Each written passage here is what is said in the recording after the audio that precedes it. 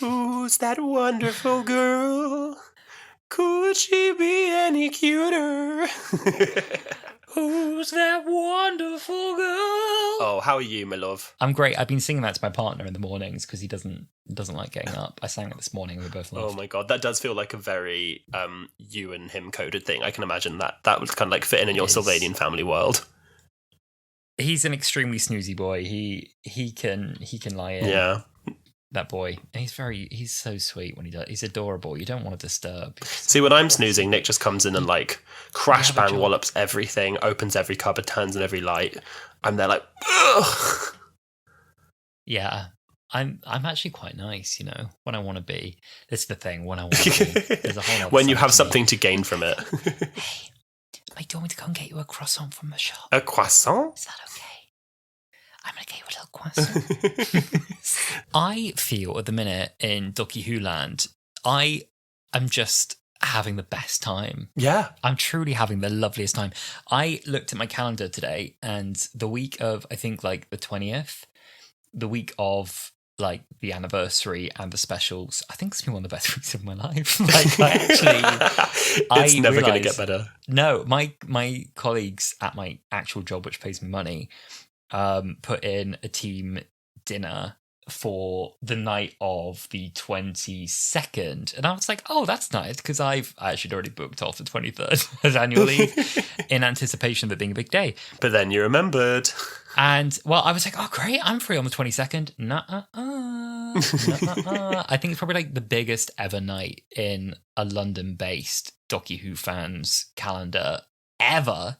It's literally the event of the sea, like the war. We're talking about Gallifrey Cabaret, for anyone who wasn't aware. Like the war to get these tickets. I remember I saw them post it saying that they were dropping the tickets, and I waited maybe 30 minutes or something. All of them had sold out. All had sold out. I had to wait for the second release of tickets. And I remember Reese, who's one of the co-founders of the event, messaged me as soon as I put the order and just like, well done. You got them. I mean, honestly, it's worth the hype. They are the loveliest people, so talented, so brilliant. We're very, very lucky to have them on our pod, actually. We a long are. Time ago now. And we've said this before, but when we approached them to interview, I was so like, I don't think they're even going to reply. Like, I was like, it's going to be a no, it's going to be a no, it's going to be a no. So yeah, that's going to be a big night. And then I've got my episode of Bargain Hunt is on BBC One. Funny enough. Oh my God, yeah. This got announced more than a week ago now. This was announced like on the socials, like TV Zone and that. I picked up on it ages ago because they really follow the TV listings and all that news, which is, I don't know who's behind that, but like good for them. And I just got an email tonight, like an hour ago, from Bargain Hunt, like, good news, there's a date. Like, we're going to air on the 20th. I know. Yeah, I'm aware. It's already something that's on the Wholala socials. Yeah, it's already. I'm promoting it harder than you are. So, really, really excited for that. That's in the middle of the day. If anyone wants to watch along and tweet at Wholala Pod if they're watching Bargain Hunt with us on the 23rd of November. One advanced apology I want to make about that, a little bit of a speaking my truth moment, is we were corralled into answering the question, so like, what do they call a group of Doctor Who fans? And I was like, we're Whovians. Like, they made me say it. They made me say, we're They Whovians. really pulled that out of you. They really pulled that out of me. And I heard that there was discourse on Twitter years ago. We've only been like on Doctor Who Twitter for like a year or so. People really didn't like being called Whovians. I didn't even know this. Really? Oh my God, no, I've been calling myself a Whovian since like 2005. Well, maybe that's it. At some point, I think it fell out of fashion. Oh. Well, I missed that memo. So let me say now, if you don't like to self-identify as a Whovian, I've labelled you, I'm afraid. It's happened. It's too late. Well, one thing that I'm happy to self-label as a Whovian is someone who participated in the Dr. Donathon that happened this week. Yes. And that was a barrel of fun. Did you watch any of the episodes when they were on? No, I actually had a full day. Oh, fake fan? I had you know what I had? Full day of fresh air. How about that, huh? How about that? I can't say the same. I saw sunlight. I won't go as far as saying I touched grass. I was outdoors with other people, which was nice. Wow, the way that you're saying that is so shady. Wow, I was outdoors with other people, which was nice. I'm saying it out You of a sound place like of, the worst. I'm saying it out of a place of jealousy because like neither of us are that far away from the cinema where it all went down. And I just think that would have been the most incredible day. Like I was messaging people who were there, and I was like, "Are you having the best time ever? Like, how's the crowd?" And you were having a fantastic time. I was seeing pictures of you. You were drinking blue screwdriver blue cocktails. Yeah, no, Beth Axford, lovely Beth of this podcast, was hosting a viewing party at hers, and I went around. I didn't do the whole thing because she lives about an hour and a half from me on public transport, and so it was quite. I'm not going to like out where either of our addresses are, but it's quite the trek. So I was like, I think it starts at like 9:15 or something, the Runaway Bride, and I was like, I can't commit to that time. So hard. I still got there fairly early. I turned up during Planet of the Ood. And then I stayed. I couldn't stay until the very end of the day. Again, journey home. So I left during midnight, I think. So I got like a good chunk of most of it. That's a pretty good chunk. But it was so lovely. It's just so nice. This just makes me more excited for the 60th specials and to watch them with Doctor Who fans because there's something about watching something that you care so much about with other people who care as much about it as you do. And like you all get all the same little like references and you all catch the same things. But then every so often someone will say something someone else didn't know. So I can't remember for the life of me what it was, but I said to someone, I was like, "Oh, did you know that?" And I said something, and one of the people at the viewing party was like, "Oh my God, I just love that I can be, 15 plus years into having seen this, and I'm still finding out little nuggets of information like that." And we made sonic screwdrivers inspired by the screwdriver cocktail. Oh, okay. I see. Which was cute. I didn't know that was already a cocktail. Yeah, well, to be fair, we actually didn't follow a screwdriver recipe at all. We very much made it up. It ended up being white rum, cloudy lemonade, and blue curacao, which kind of gives it like a glowing blue colour, which I definitely think we should put onto our future viewing party cocktail list. It was actually really tasty. Absolutely. But yeah, it was lovely. David was there, who was on the pod last week, having a wonderful time. But yeah, it was really, really fun. It made me very excited for the specials. I'm really, really, really looking forward to it. And I think it's nice that they did a kind of watch-along, rewatch marathon as well, because that's where apparently like a lot of the inspiration for David Tennant and Catherine Tate to come back came from. Was from them like having the COVID watch-alongs. Chat. Exactly. Like the COVID watch-alongs, I really think are in like no small part responsible for this whole, I don't want to go as far as say like, I don't want to say revival as if kind of like the show was, completely obsolete, but of this whole new era of Doctor Who has had a huge hand in it. I did such a bad tweet the other day. It got so bad. Oh my God, you didn't do a bad tweet. Tell the story, did. But I'm going to defend you to the end. So I worded a tweet so clumsily and so badly, and this is my, again, speaking my truth moment. This is my influencer apology, my second one of the episode. Oh my God. Where these are only going to get more frequent, I think, as time goes on. So the new, this has happened since the last episode, the new Whoniverse banner came out. Oh yeah. And I was like, oh my God, because it's deliberately, I think, like it's very Marvel-esque. And it looks excellent, and it's all part of the whole like Disney Plus strategy and the RTD strategy to have lots of like spin-offs and new content coming out of the show. And I tweeted something like, "Oh, it's so crazy to see your favorite show in the world go from." And what I meant by this is like a point of relative to now, where Doctor Who is trending every day, to relatively during like the COVID years, Doctor Who was not, I think there wasn't a great like public awareness of when Doctor Who was on or what the current story of the week was, or who the current companions were played by. I said relative obscurity in that it was more obscure than it is now, where it's very much launching back into being like a household name like it was in 2008 and 2009. Yeah. Some people will disagree with that in itself, which is fine. People took that to mean, and I specifically said in the tweet, over the last 2 years, that feels like that's changed. But people read that to mean that I thought Doctor Who, as a franchise, until the last 2 years, is a relatively obscure show. And I had like loads of likes from people who got it. And then I had like 100 quote retweets that I'd muted and not seen from people like, you'll never guess like what show this guy is calling relatively obscure. And then people being like, bro, it's Doctor Who. And be like, you must be tripping. Someone was like, yes, my favorite indie show, ... Doctor Who. And I was like, oh my God, I'm getting dragged online.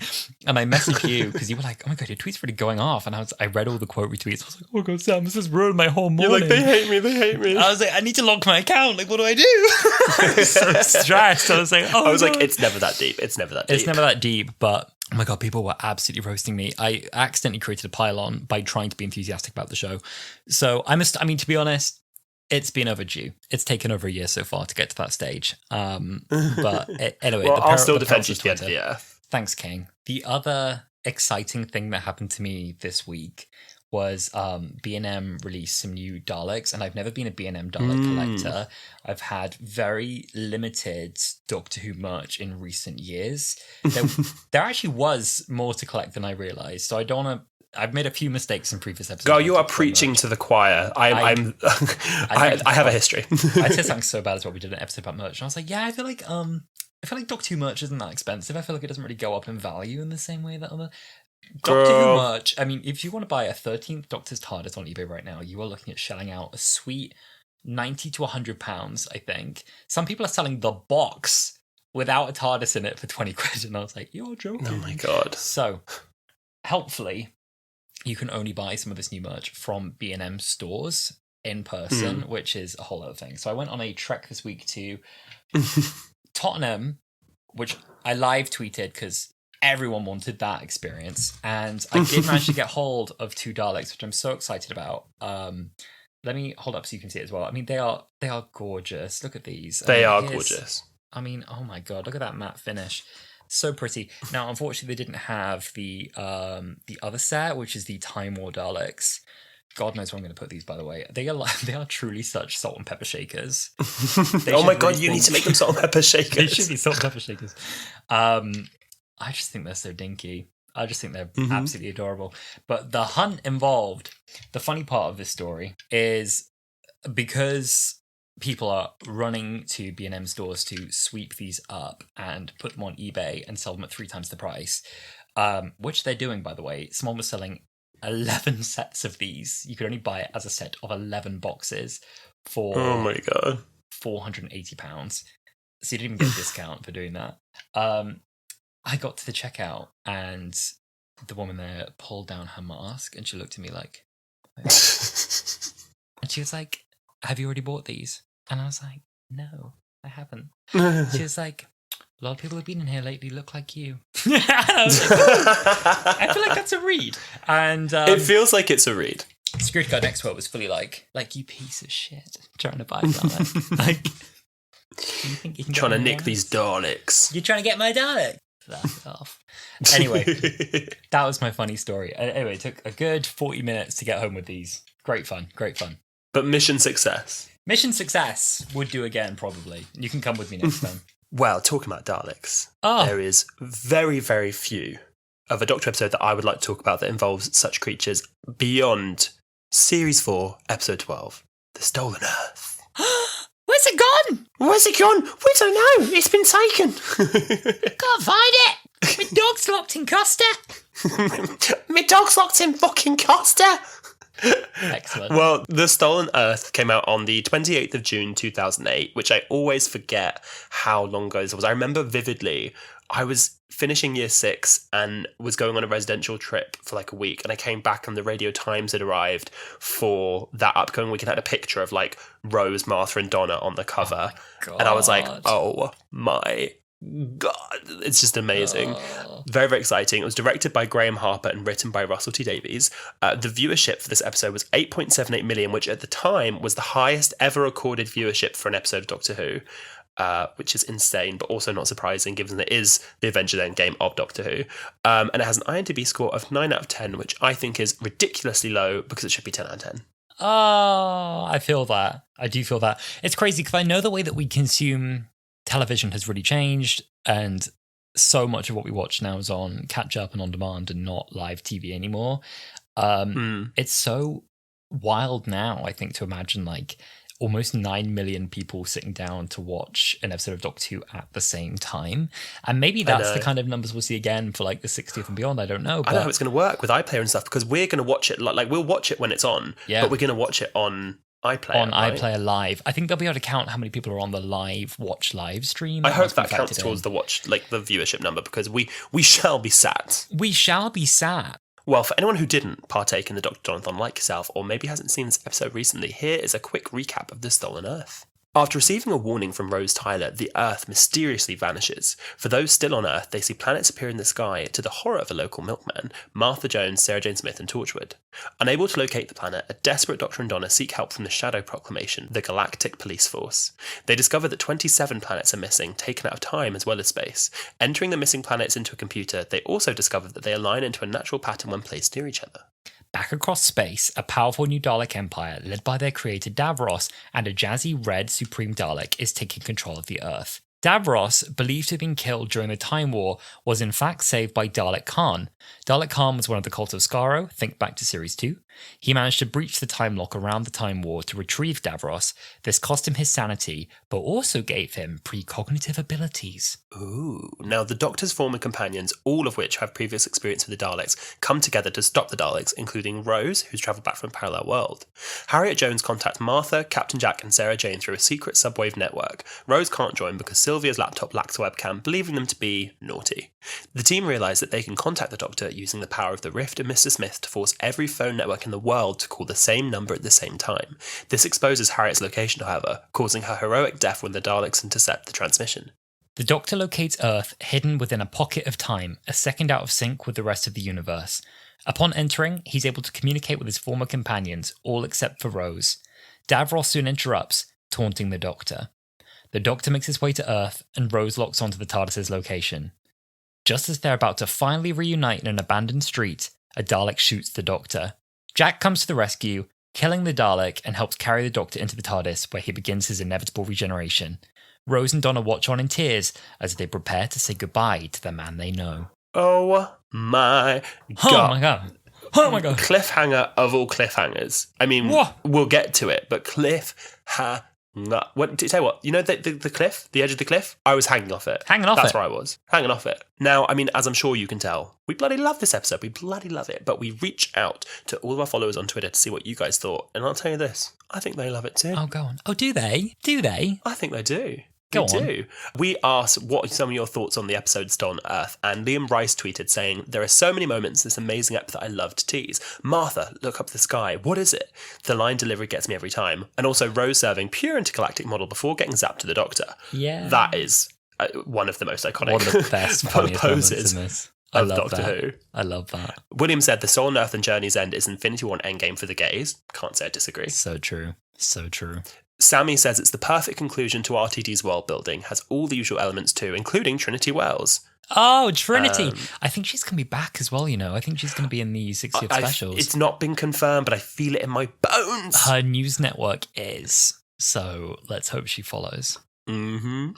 Gavin said, "It's utterly fantastic. All the names in the credits were such an exciting moment. Seeing everyone back was so good, and the end of the episode was a WTF moment." Yes. Completely agree. Yes. And Matt said, "A great payoff for the world-building perspective. Shout out to the music. The combination of the Bopalicious hanging on the tablophone, Davros' sinister motif, and the gorgeous rueful fate of Donna Noble is what tipped me into deciding I needed to get the CDs." Now, Absolutely. I mean, you're a soundtrack fanatic. What do you think? Oh my god. Bopalicious. Excellent terminology for hanging on the tablophone. Hanging on the tablophone is in my notes today to comment on because it's one of the best tracks in Murray Gold's esteemed career with Doctor Who. Bopalicious and CDs. Funny enough, I think I only had the first CD from the soundtrack, like the series 1 and 2 CD. I don't think I ever had anything after that. That's probably a CD collection I should work on. Now I think about it. I mean, what can we play CDs on nowadays? I mean, let's be honest. It's having it. What I like a lot, I don't want to go on a tangent, is, you know, the CDs, they don't do it in jewel cases anymore. They do them in like paper CD. Yeah, but I prefer that. I love that. If they would re-release all of them on like paper, then They're like tiny vinyls. It's like a mini vinyl. Yes! Tiny vinyls. Like a little vinyl. Well, I mean, to kick off the episode with a gorgeous high, I think that this episode has arguably the best ever pre-title sequence for a Doctor episode, like ever. It has Martha, you've got Torchwood, you've got Sarah Jane, you've got Wilf, you've got Rose, you've got the Doctor, you've got Donna, you've got the Milkman. It fits so much. That Milkman, that poor Milkman. It fits so much into the 2 minutes before the titles even start, and it just perfectly sets off the tone for the entire episode. Completely. The Milkman, I bet, has a TARDIS wiki page. I bet it turns out he's been on about 4 comics. I bet he does. He's probably been Let on me some see, I'm going to adventures. see. He's probably named.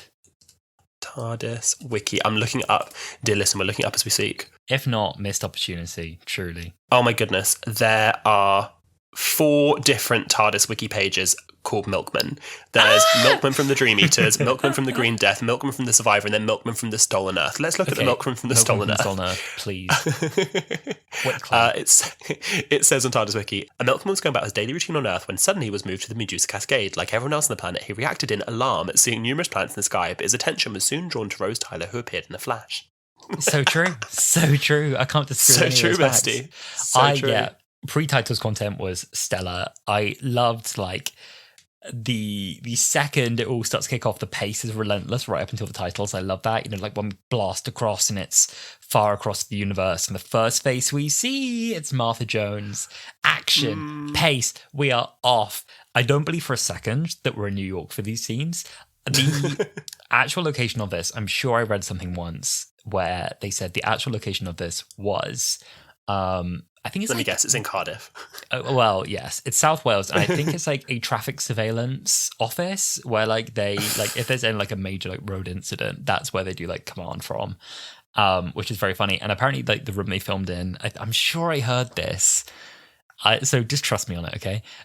Someone said they were told if we need this room back, you're out. The unit dressings, the rest of it, if something happens to Cardiff's traffic, you've got to go. You're out with all of your US flags and the rest of it. You're out, which is really funny. So presumably they didn't have an interruption. That's a risky business. That's good. And I agree. I love how the pace of it is from the get-go incredibly doof doof doof, but you do get, even in the pre-titles, that little pause where the Doctor so caught up what's happening and Donna just sort of paused and says, but Rose is coming back, isn't that good? And he's yeah, bestie. Yeah. I just love they're just best friends. Yeah, I love it. They're such good friends. And as well, that's kind of the little audience voice there, isn't it, as well? Just wait, but hang on, despite all this, we have got Rose back. Even though we've got Rose coming back. Oh. And I love the build, the ridiculously dramatic build to, it can't be.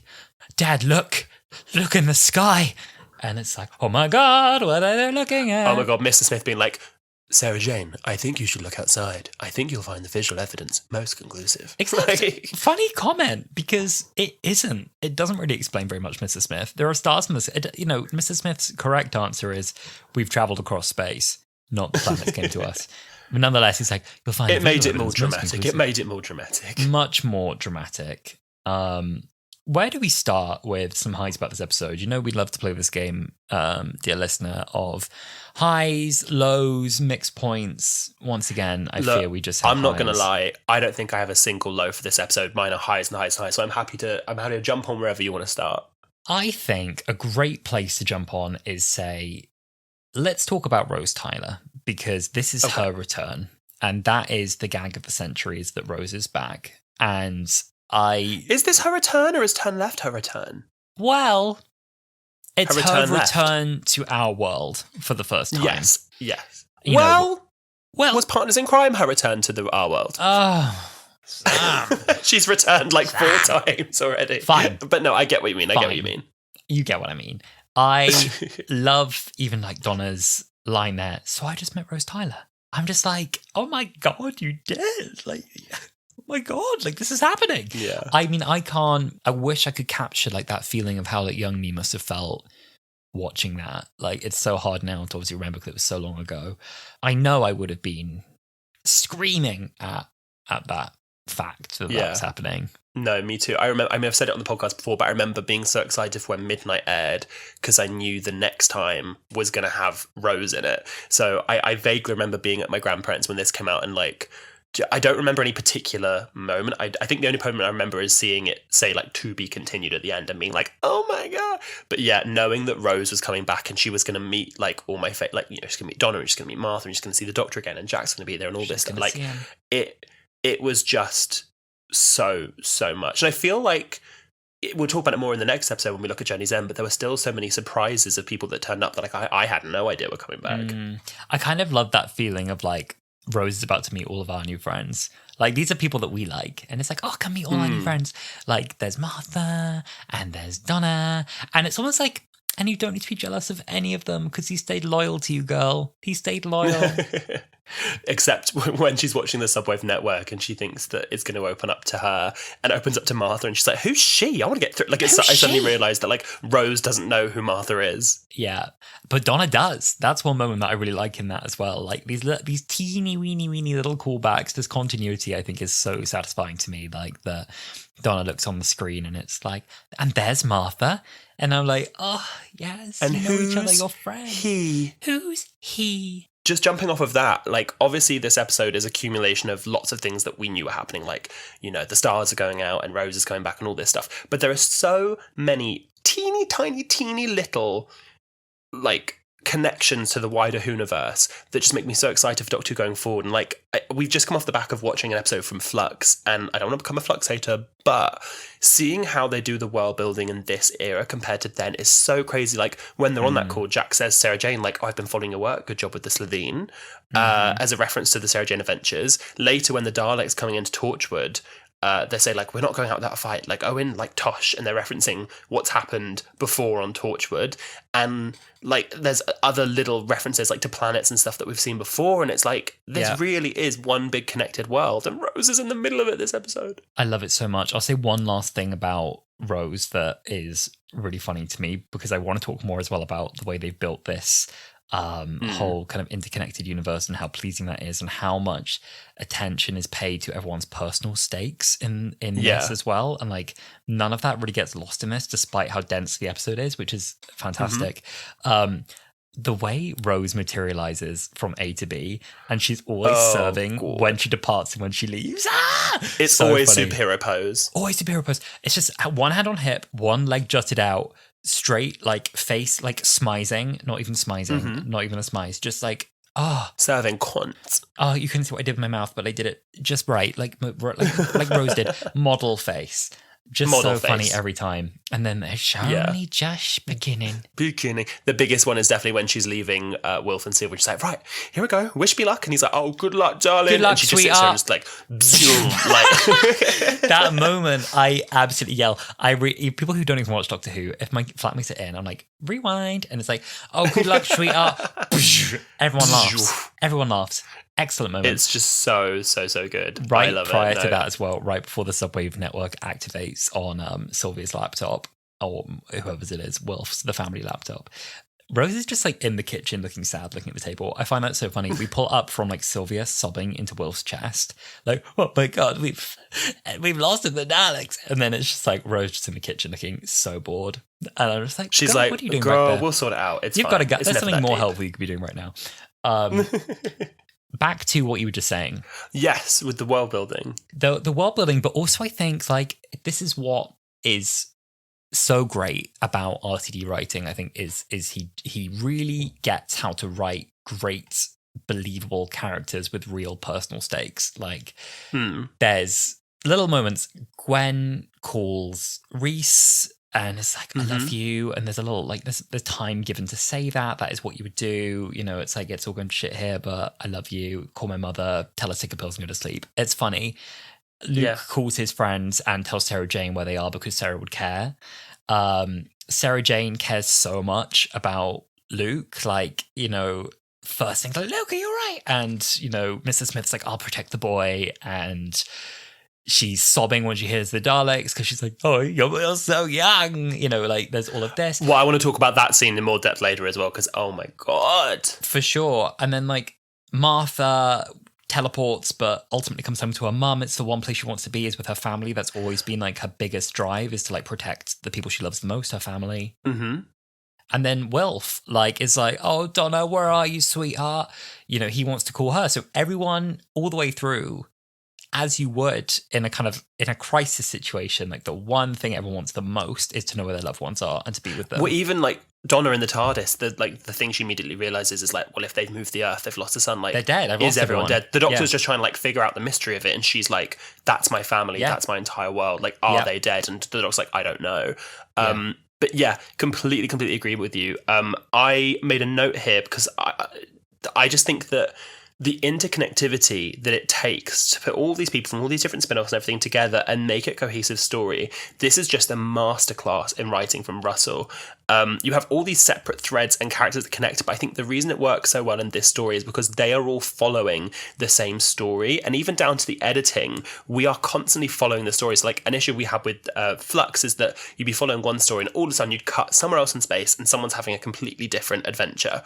And it's kind of like a real cut of the pace. There's this amazing sort of sequence of editing that I think when they're all looking at the footage of the Dalek spaceships, like bleeping in close to the Earth, and Rose is looking at the spaceship on her laptops. That then cuts to Wilf and Sylvia watching the news where they're saying, Dad, come quick, they're saying spaceships. That then cuts to Torchwood looking at the ships on the monitor, which then cuts to Martha calling Jack to talk about it. And it just shows that all of these separate people that are all very loosely connected are all following the same storyline. They're all having gathered the same around the same event from all these different perspectives, and they all have their part to play in that same story. And you can kind of then see the threads converge, which in Flux, for comparison, it felt like we were saying Village of the Angels, you could have just removed, like literally cut out the Flux element of that story and it would have made no impact, and you could have just told that story in a different episode. You can't take anything out of this. You'll find out later how that links in about 3 episodes' time, but for now, keep that on the back of your mind,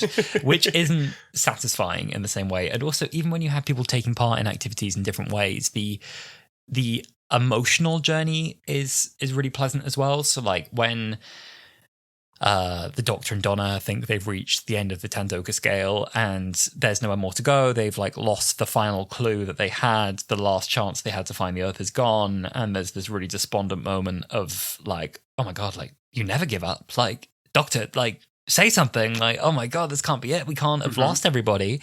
And then we go from that into the other side where people on Earth are just starting to get their plan together. And it's like, okay, they're the ones who are going to save us, not the Doctor. It's going to come from us, which is interesting. And it follows that narrative arc. It's almost like answers the question, like, what are we going to do? Well, this is what we're going to do. The Subwave Network are going to do something. So it connects. Yeah. It still feels nice. It feels like a conversation between those scenes. No, completely. Like, even if people... This is how you do a story where some of it's set on Earth and some of it is set in space and still have them feel connected, because narratively, they're all kind of going through the same thing and dealing with the same issues. Emotionally, genuinely, just watching this by myself now, like, 15 odd years after it came out, there are still so many moments that make me want to cry. Like, they actually draw... like a feral kind of like emotion out of me. The one that's like the rawest emotion, I tweeted about it on Wholala earlier, is the scene where they're all watching monitors and they see their spaceships coming, and then all of a sudden you hear exterminate blast over the speakers. And I just love it because even more so than the connecting what's happened in New Who, it's really tying it back to the lore of classic Who.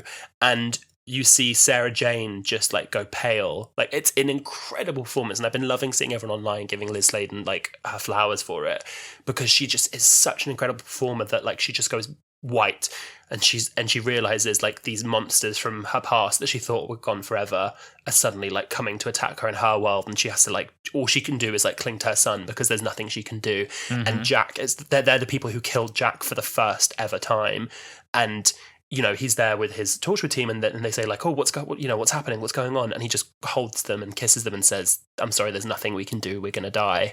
And Martha is there with Unit, and Unit are obviously aware of who the Daleks are. And they're like, he says, Geneva are declaring an ultimate code red, ladies and gentlemen, we're at war. Like, you really get like the sense. This is what I keep saying about how they make the Daleks scary, because Daleks have become kind of a comical villain. Like, they're not hugely threatening anymore.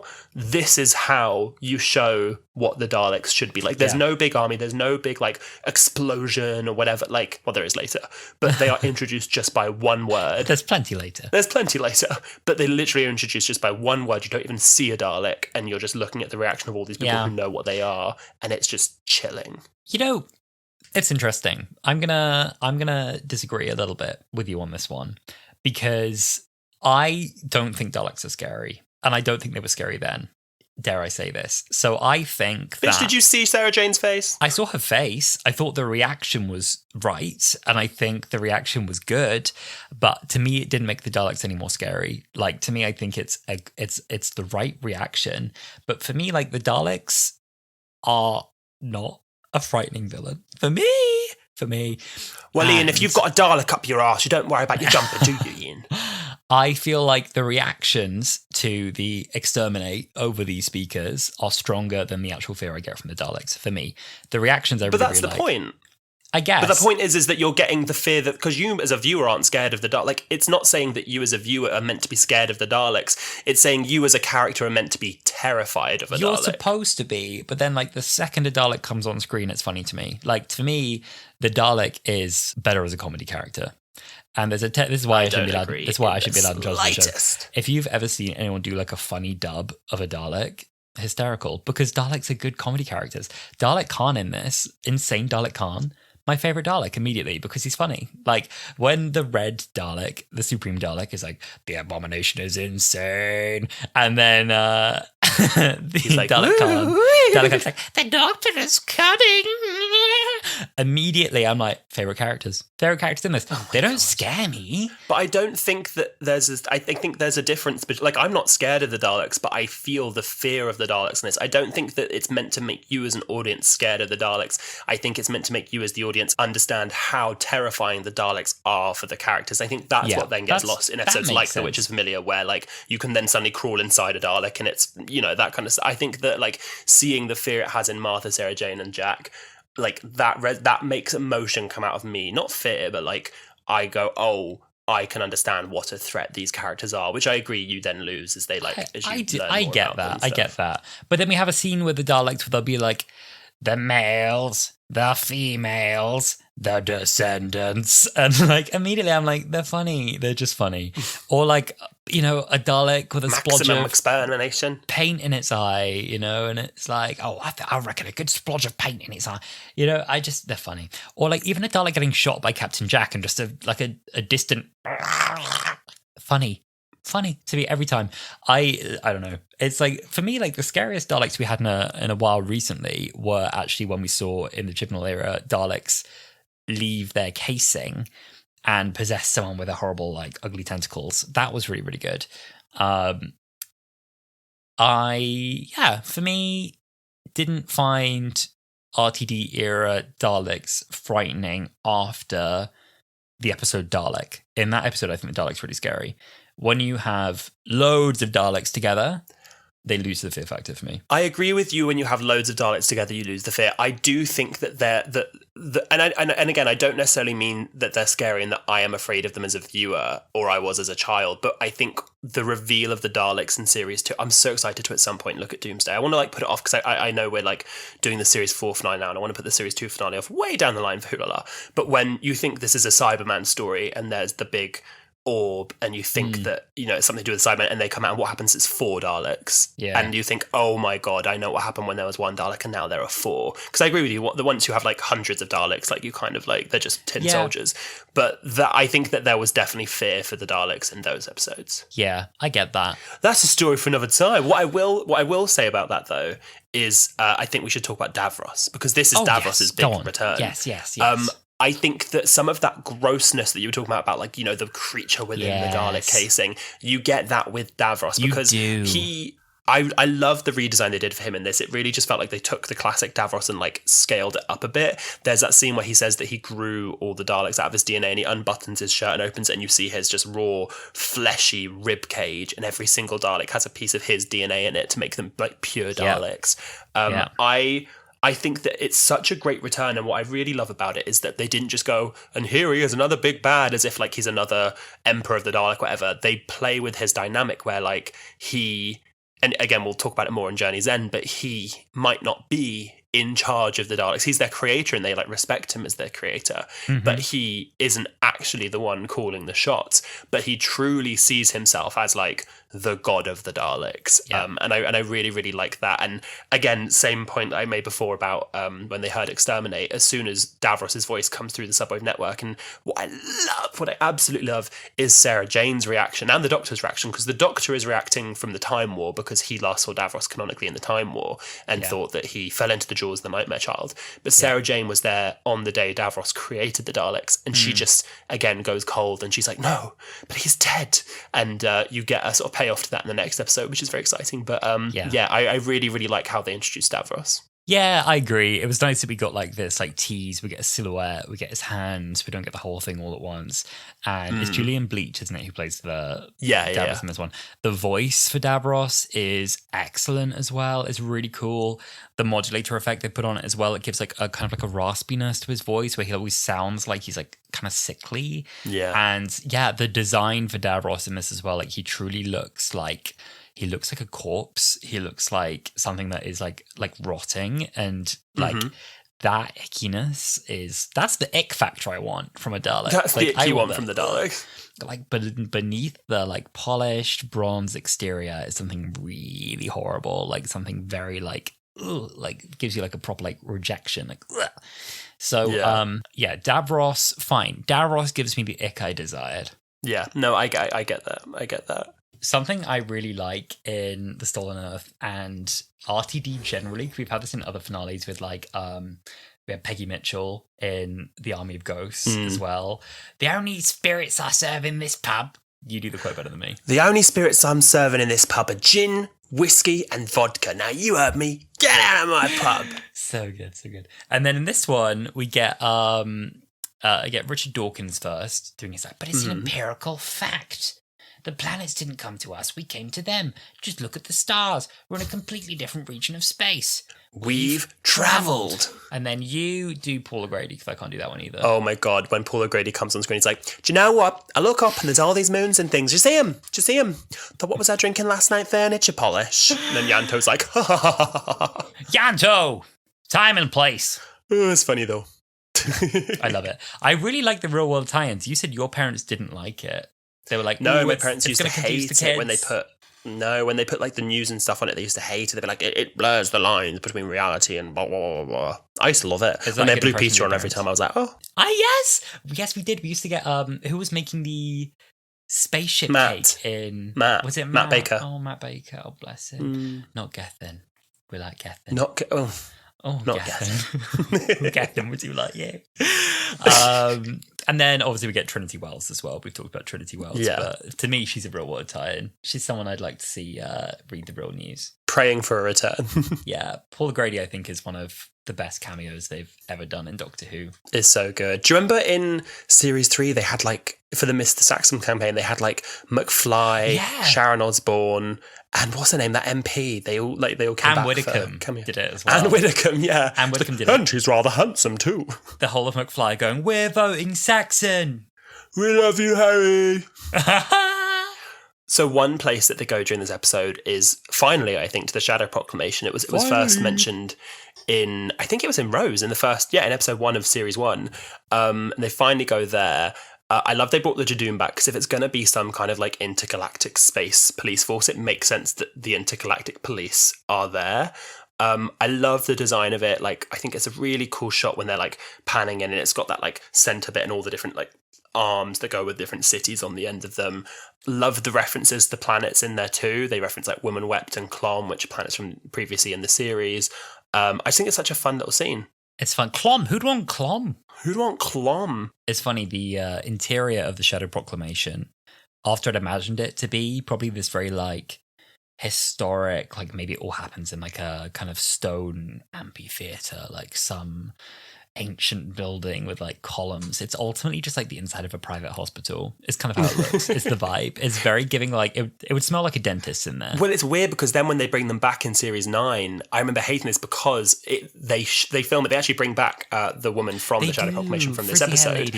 And they frizzy hair lady, and they film it inside what looks like an old like museum with, again, like big marble walls and stuff. And I think that's a better fit for the Shadow Proclamation, but I remember hating when it happened because I was like, that's not how it's meant to look like a private hospital. That location they film in is also a little Torchwood crossover. Is where Owen fights death. Did you ever see that episode?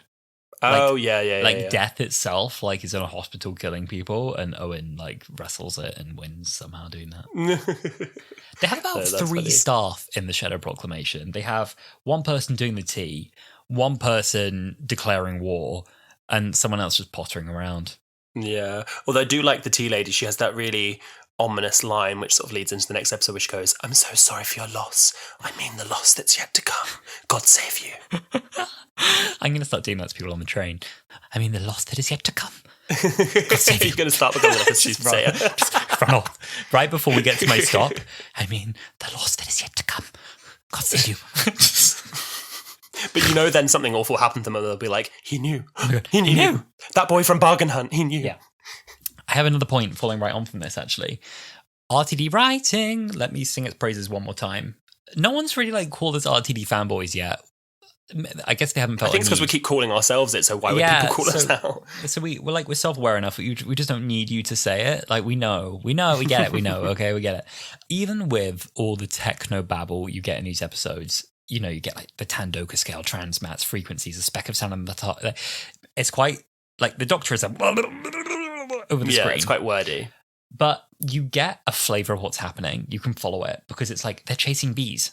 Got it. Like, they're chasing the bees. They're following the bees. That's and the bees were disappearing all series. Yeah, you just get, like, a sense of what's going on. And the technobabble is easy to follow. It's not critical. You don't need to know the Tandoka scale uses the same wavelength as the transmat that moved the Earth. That's not important.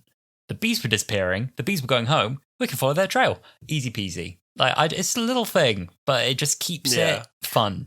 Well, he said before, Russell, in previous interviews, that he always got fed up when Doctor Who used to just problem solve stuff in Classic Who with loads of techno babble, like, we'll reverse the polarity of the neutron flow, because he just felt like it was them using words to just make up a solution to something. So I like that when he does use techno babble, I think that's a really good point you make, that he then has an allegory or something else that the audience could more easily follow. I actually don't know that, certainly not 9, but I don't even think 10 ever says reverse the polarity of the neutron flow. I feel like it only, that came back with 11. I was going to say, it was said in the 50th special, and it was I'm reversing the polarity, you're reversing the polarity, we're confusing the polarity. But exactly. I feel like that was very much a Stephen Moffat thing to bring that back, because I feel like Russell has said before he didn't like it.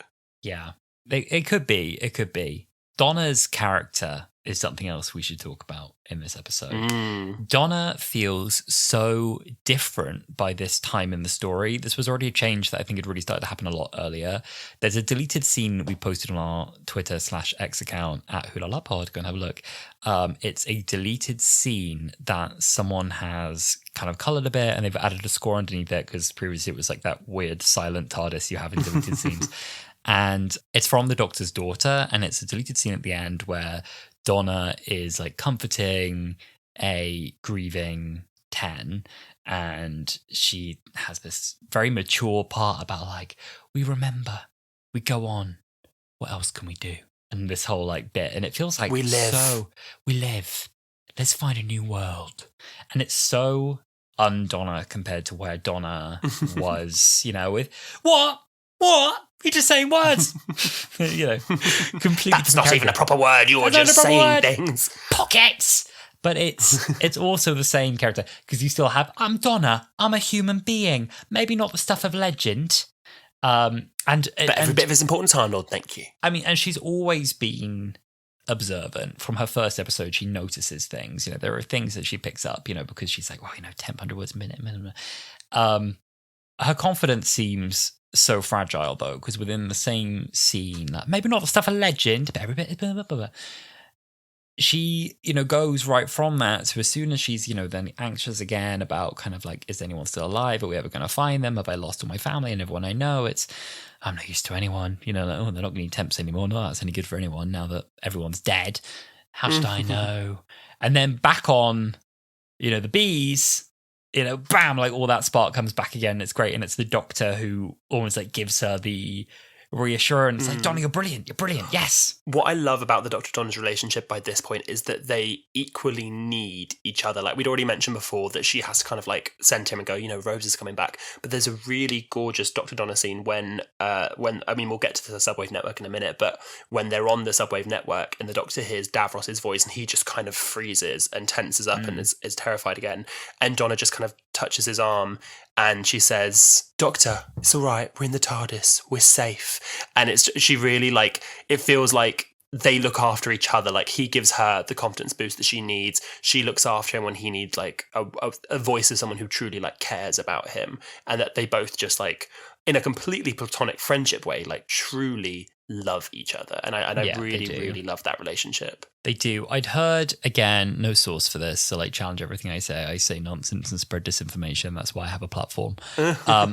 But apparently one of the reasons they deleted that scene where, like Donna touches the Doctor's chest and gives him this like reassurance of like, we go on, we live, what else can we do? We remember, was that it was read to feel a bit too romantic and that it maybe undermined the friendly relationship, and people were commenting under that and being like, no way, like that doesn't feel the case at all. Like that feels very true to their relationship, that it's this like I agree. Mature, loving, but platonic relationship between the two of them. So maybe they should have kept that in. But I love their relationship as well. Like truly, I think for a lot of people, the favorite Doctor companion relationship we had, because it was such a different kind of two people making each other better, but I agree. It just being doomed to end.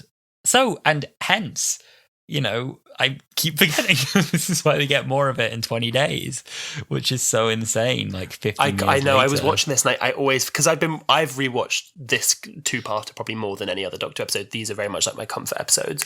And it's just wild to sort of come back to reality and realise we're getting Doctor and Donna again in literally less than a month.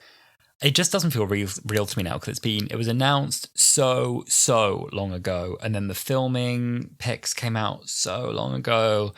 And then we got the trailer a year ago, more than a year ago now. And we're finally 20 days out. It doesn't feel real at all, does it? It's bananas. It's crazy. It's so crazy. An important part of Donna's family as well, who are also getting back for his final performance on TV, is Wilfred Mott, played by Bernard Cribbins. I love Wilf. I love the humour that Wilf brings. I love Wilf's rebellious spirit as well. Wilf's bit where he comes out and says to Sylvia, they always want the women. Like, it's them aliens. I'll bet my pension. And, it's like, Dad, get back into... The way she's always trying to rein him in as well is so incredibly funny. Back all the way as well to turn that, where it's like, oh, Dad, take those off. Be classy. No, Sean, it's Christmas. Can I tell you just something quickly about Wilf from that came off the back of the Dr. Donathon? Please.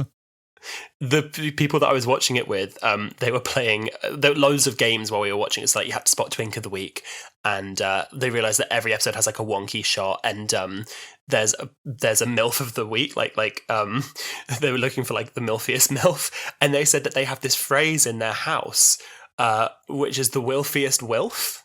Oh my God. And it's just been a common joke. And so they were hunting for the Wilfiest Wilf and the Milfiest MILF. And I just love that any episode that Wilf's in, he's just the Wilfiest Wilf. He's always the Wilfiest Wilf, every time. He's the Wilfiest Wilf, and like him with his paint gun and the naughty webcam and stuff, it just made me laugh, because now every time I look at him, he's the Wilfiest Wilf. He's the Wilfiest Wilf, every time. Yeah. I love, anyway, when she's trying to rein him in and she's like, Dad, please get back in the house. And he's like, nah, I reckon, good splodge of paint. Nah, get him right in the eye. They've only got one eye. They'll be blinded. It's just and it's a funny way to give him that like veteran wartime spirit. Like it makes sense as well for the character and the experiences he lived. I really, really love Wilf. Yeah. I think almost every character I'd say in this episode has a balance of funny and like emotional. And for me, the emotional scene with Wilf is where he's talking to Rose, and he's very clued into what's going on with the Doctor, so he's trying to get Rose up to speed on, like, the last I spoke to Donna, she was here, and I know she's been doing this. And Sylvia, who's seeing, aliens and spaceships and planets, she's like, what are you two banging on about? And he just goes, she's out there, sweetheart, your daughter, she's travelling the stars, that Doctor, she always has been. And Sylvia's still, like, putting on down, she's like, oh, shut up, don't be ridiculous. And Wilf just goes, like, look at the sky, look at the Daleks, you can't start denying things now. Yeah. And seeing how much he is just always in Donna's corner, like, he pays attention to everything she tells him. Yeah. He cares so much about her. He loves her so much, probably more than her mother loves her. Is just, I love him so much. I love him so much. Come on, sweetheart, where are you? Speaking about people that love each other and love the Doctor, I think we need to talk about the Subwave Network for a minute. We do, but not everyone in the Subwave Network loves the Doctor. Some of them have got a bit of a complicated relationship with the Doctor. They do. I'm very glad that this episode saw back the return of Harriet Jones, because I do think she needed, like, a little bit of a redemption. I know that she is an overall good character, and I think she's a flawed character, but I also think that she is probably doing what most of us would do in that situation, where she's like, I'm not afraid to say that the Doctor's sometimes wrong, and that the Doctor won't always be there, and that sometimes you have to make hard decisions, and I'm going to make those difficult decisions. I thought this was such a great unexpected callback, such an unexpected cameo, and also just a very deliberate inclusion, like a really smart inclusion to put in someone that had a real reason to be there. There was a lot of fun in being like, Harriet Jones, former Prime Minister. We know who you are.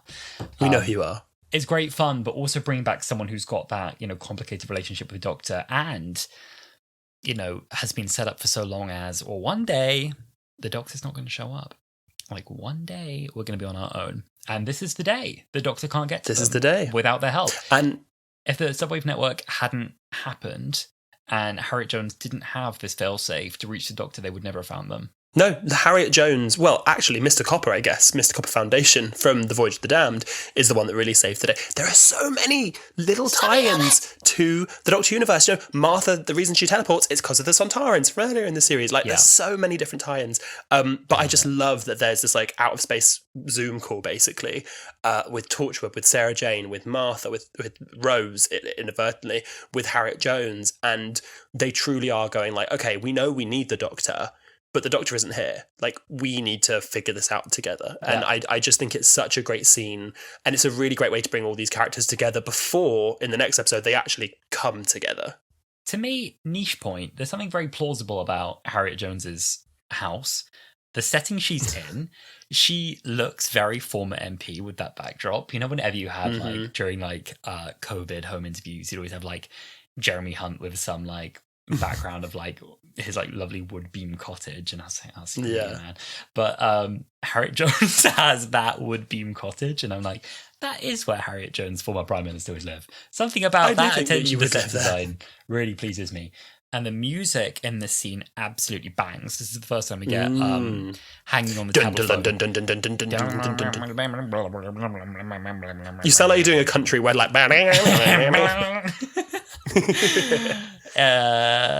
like country music, if it's served, is very good. No. And the whole, find me, Doctor. Find me. Find me. So good. That sounded menacing. Me trying to get through to my GP. Me trying to get through to the GP for sure. And I really like at the end when the Daleks file into her cottage, and there's this whole, like, explosion behind her, and she's ignoring. She's just hacking. She's busy hacking. And then they line up, and she's like, Harriet Jones, and they're like, we know who you are. It's one of my favourite running jokes in Doctor Who that everyone knows who Harriet Jones is. One of the best ones, but then they immediately find the perfect way to turn that from a funny line into being somber again by going like, oh, you know nothing of any human, and that will be your downfall. I was like, damn! Like, she has some really weighty lines. There's a bit where they say to her, like, if we open the Subwave Network, they'll be able to trace it to you. And she goes, they will, but my life doesn't matter. Not if it saves the Earth. And you're like, Harriet! I love her. I love her so much. I think she's wonderful. I love Harriet Jones. I love her. I love it. Listen, did she do a little bit of genocide. Of crime? A little bit of genocide. He was the best guy around. What about the people he murdered? What murder? Listen. She was tired. She was. And she looked it. The last thing that I really want to talk about for this episode, because there's so much I want to talk about because it like ties into the next episode well, like things like we didn't even talk about the Osthagen key, all that kind of stuff. I think that plays more in Journey's End. The Osterhagen-Das key, yeah. I just love ice cream. But I want to talk about the cliffhanger because I think that there are so many cliffhangers this episode. Obviously, we've got the Doctor regenerating with Rose, Jack, and Donna. That's the big one. But we also have Sarah Jane has had to leave Luke to go find the Doctor. I also think if you're kept up to date with where the Sarah Jane Adventures were at this time, Mr. Smith, her supercomputer, just tried to like abduct and basically murder Luke. And there's this really ominous bit where she goes like, "I have to go and find the Doctor," and Mr. Smith's like, "I shall protect the boy." And Luke kind of looks at Mr. Smith a little bit like, "Oh, like you're really going to leave me with this babysitter?" So she is on her way and she gets stopped by some Daleks who are about to exterminate her. So she has a mini cliffhanger. Jack, who is very clearly in love with the Doctor, at every opportunity, he did it at the end of Torchwood series when he does it now, he just abandons the Torchwood team whenever he has the opportunity to see the Doctor. So he leaves them to go find the Doctor, and then when it's just the two of them, a Dalek is coming to like basically exterminate them, and they're having to really make their peace with the fact that like they're probably going to die. And Gwen has this really gorgeous line. She's like, "I'm not going out without a fight. Like Owen, like Tosh." Like Tosh. And that's so good. And then let's talk about the main deal, the big bang. The main deal. So we've been teased right up until this moment, and Rose keeps missing the Doctor. She's obviously found some way with her dimension cannon to like lock onto where he is and jump across different dimensions to find him. And we know from the Dimension Cannon Big Finish spin-offs that she's in fact visited several other universes to find the right one. And it seems that she's got some ability to kind of lock on to the TARDIS, which is, I guess, why she arrived where she did at the start of the episode. And she just missed him and had sent messages, Doctor, into the TARDIS. And we'd never seen and the Doctor never sees them. Doctor, and the Doctor never sees them. Finally, the two are going to meet. And we have this gaggy, "Why didn't you ask yourself?" Turns around. There she is, end of the street. And Rose's theme. It just goes, and just, dun, just beautiful. Dun. And it's this like moment of calm as well, where it's just them, like so far apart from each other, and just the piano notes and this empty street, no one else around. I love how happy for them Donna is. Donna is so happy for them, and they're just running for each other despite all the chaos, everything else is going on. It's just the only thing that counts. And then what happens right before they're allowed to meet each other? Dalek comes out, hits the Doctor, smacks him. And what I like about this as well, this effect, is it kind of lights up half of the Doctor's body. And I always kind of read that in my own head to be like, two hearts. Like they can kind of survive this because of their two heart system, but maybe that's not true. And down he goes, Jack appears, blasts the Dalek, and they do get the reunion. It's long time no see. Yeah, well, I've been busy, And then obviously she's absolutely devastated at the idea that she's going to lose the Doctor again and have to get used to a whole new man. Well, really, this is the Doctor, I think, that she truly fell in love with. And we think we're going to lose him all over again. I mean, what a cliffhanger. What a cliffhanger. I'm trying to find a picture, which I'll send to you later. I can't find it now. There are loads of prototypes for action figures that they were going to make and they never end up making. And one of them was an action figure of the 10th Doctor mid-extermination. Oh my God. So there's a picture somewhere, and I'll send it to you later, of him literally, it's a normal 10th Doctor figure, but like half of him is like glowing green and he has just like a skull on one half of his face. And it's quite harrowing, and I'm quite glad that they didn't end up releasing this action figure. Amazing. Absolutely amazing. I've also actually just found this prototype figure I was saying about. I'm just texting it to you now. I just want a live reaction on the pod to what this action figure looks like. Oh, that's horrifying, isn't it? You can see his... Isn't it's awful? Horrible. Oh, no. You can see awful. his kidney. What the fuck? You can see... That's horrible. Oh, you can see his, like, look at his, like, the teeth. You can teeth. See, no, it's the organ I don't like. It's that, like, is that even his... What even organ is that? I think that's his, like, collarbone, isn't it, or something? No. Not his collarbone, it's sorry. a bone. His hip bone. Okay. That's better. I hip. thought that was, like, a bit of intestine. I was like, that's horrible. Okay, you're right. It's a bit of collarbone. It's still not bad. Yeah. Let's move on from that. Let's move on. But no, I remember being shook when I watched this episode because it's one of the only episodes of Doctor Who. No next time. To be continue. And there's no next time sort of trailer. It was a gag. Shocking. Absolutely shocking. Absolutely shocking. A wonderful episode, Sam. Sam, did you enjoy this week? It doesn't sound like you did, so... Yeah, I had a bit of a shit time with it, really. No, I loved it. I can't lie to you. I muddled through. Did you like this episode? I loved this episode. It's very difficult now because I now, like with many of these episodes, right? You know it line for line for line. I knew words that were coming up that I didn't even know I knew before they came up. It's like knowing the words to a song. They're just in your head. They're just in your head, It's hard now to actually just like see it as it is and not just as like this thing that you know. It's very difficult. Yeah. Of course I love it. It's one of the all-time best episodes. I was thinking about this before we did this because I knew we were doing this week's episode. I so badly thought I wish I could go back in time and interview my young self right off the back of this, like, what did you think of this one? But obviously not possible. Very sad. No time. Well, I'll tell you one thing we can interview, because I've got a couple of questions for you. I'm going to play a little game of Camp or Damp. Rose's superhero pose every time she teleports, camp or damp? Oh my god, so camp. One of the highest camp things we've ever reviewed on here on like Camp or Damp. The superhero model pose, hand on hip, leg out, hand on gun. Oh my god, camp. Not enough so that can be said. Campy. I don't have the vocabulary for it. The campist. The campest. Wilf's paint gun and his naughty webcam, camp or damp? She says they're naughty. I love this so much. It's... is it camp as much as it's like very endearing? It's very... It's very sweet. What's that from? I don't remember. It's The Great Escape. It's The Great Escape. Yes, it's very Great Escape. It's very Dad's Army. It's not so Dad's Army. That's such a good Dad's reference. Army camp? That's a funny one. No, I don't think it's camp, but this is a very good reference for that kind of Wilf.